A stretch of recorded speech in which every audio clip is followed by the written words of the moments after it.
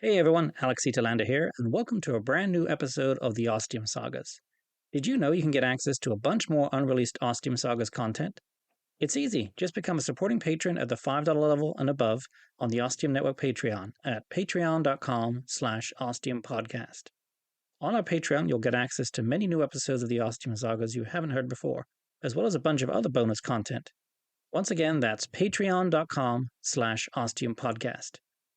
Now, I'd just like to thank some of our new patrons for supporting the Ostium Network. Thank you to Rob, Jedia Care, Bobby, Maggie, and Liloberry for supporting us. We really appreciate it. Okay, let's get this Ostium Sagas episode started, shall we?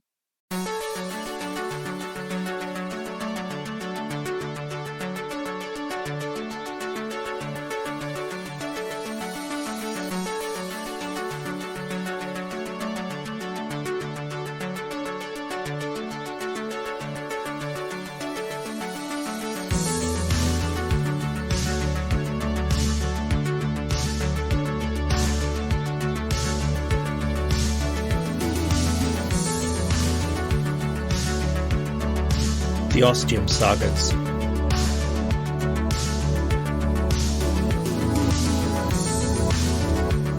'37. Saga 3. 66 MYA. Part 1.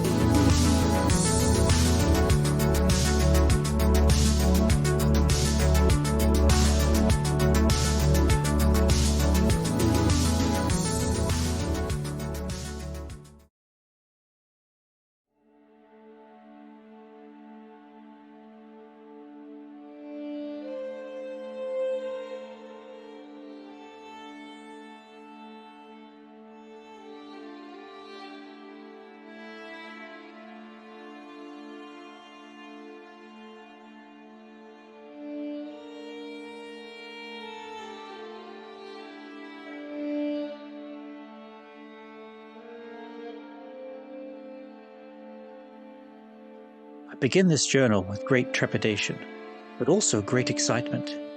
The Ostium Network informed me I could keep a journal of my travels on the other side of the Ostium door, should I wish. I didn't need to be told twice, that's for sure. I suppose a brief introduction is in order, especially as I have not traveled through the Ostium door yet, and do not wish to bore you with the mundane training sessions I have been engaged in over the last 3 months here on the island of Gibraltar, the veritable HQ of the Ostium Network, should you be wondering. Although I don't know who else might be reading this journal, other than myself. Perhaps a close friend. Or perhaps Javier, who works in the medical facility. I would gladly share anything with him, including my heart. Well, I truly hope he doesn't read this journal now. But I should think if anyone else were to read my words, they would already be well versed in all things relating to the Ostium Network. Nevertheless, I shall endeavor to be thorough and do my utmost, as that is how my mother raised me, before she passed away, but we will not speak of that here.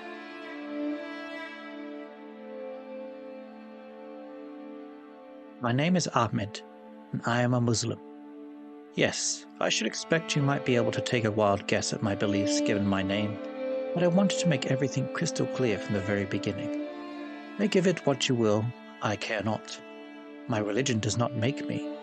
By the same token, it remains part of my very being, and therefore influences my decisions and the choices I make.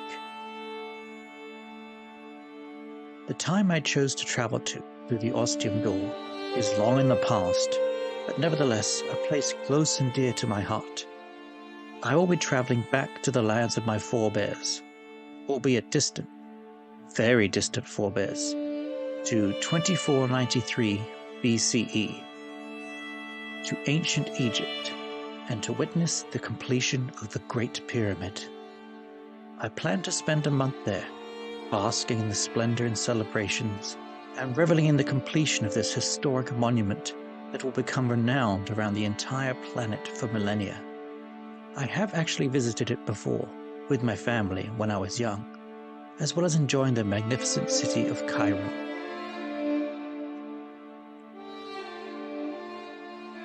It was a sight to behold, let me tell you. And see it when the last brick is put in place, and its beauty unveiled to the people. Oh, I cannot wait to pay witness to it. My return has been arranged, and a specific door in Memphis, as Cairo is known at that time, on a specific date. But I care little for that return at this moment in time. What holds both my interest and my heart is setting foot in these ancient lands.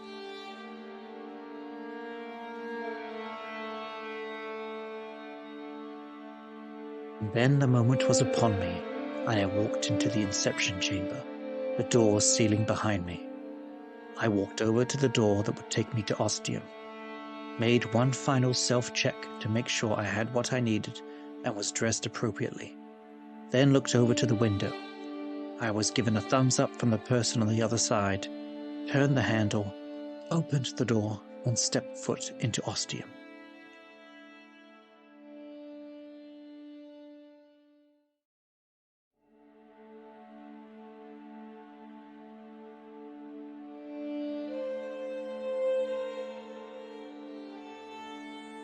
Once there, I made my way over to door 231, which was the one that was decided to take me back to ancient Egypt, following the prearranged and rehearsed path to that door. Without that important knowledge, in a town literally filled with hundreds of doors, all leading to different places in time, and some that would just take you to nowhere and nothing, or so I have been told, one would have a serious problem on their hands if they were to get lost. But after minutes of carefully walking and making the correct turns where necessary, I had reached the door and the expanse of grass with the numbers 231 upon it. No one would have any illusions of its magical ability, as it stood there, attached to no frame or wall, just remaining upright like the monolith from 2001. Before I went through, I had something to attend to first.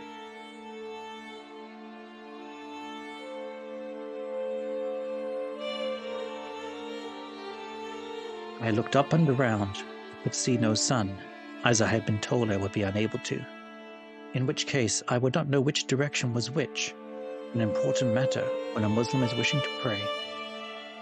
Accepting, as I had already expected to, that I would have to simply do my best, I withdrew my prayer rug from within my kaftan, held in place with a piece of cloth. I unrolled the rug and knelt down, facing away from the door. My forehead touched the edge of the rug as I recited my prayers in a soft whisper to myself. When I was done, I got back to my feet. I rolled the prayer rug up, slid it back into its place beneath my kaftan. I turned, one last deep breath from Ostium, opened the door, and stepped through. Had I known this would be my second to last time to utter my prayers, I may have added a few more.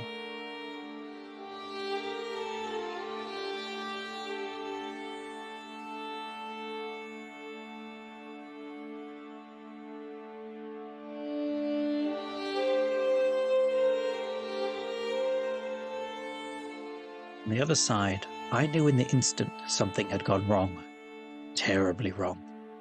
I was not in the time of the great pharaohs and the building of the pyramids. My nostrils told me that alone, not detecting the warm desert sands, or the life-giving waters of the Nile, or even the smell of spices and food, not even the smell of human sweat and bodies, as I should be deep within the heart of Memphis. Instead, what assaulted my scent was a concoction of plant matter, the likes of which I had never smelled before. The air was not dry and hot, but incredibly humid, almost suffocatingly so. I felt myself gasping as my lungs fought to extract oxygen from the thick miasma, and my eyes beheld shrubs and plants and trees of many shapes and sizes, but again all looking alien and different. Not just to what I had been expecting for ancient Egypt, but having never seen anything like this anywhere on the globe. Seriously began to wonder if I was still on planet Earth anymore. Had some accident occurred? Had the door sent me to a different world entirely?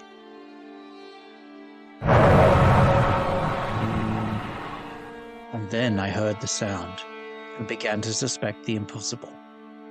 Yes, an occurrence even more improbable than being transported to a foreign alien world.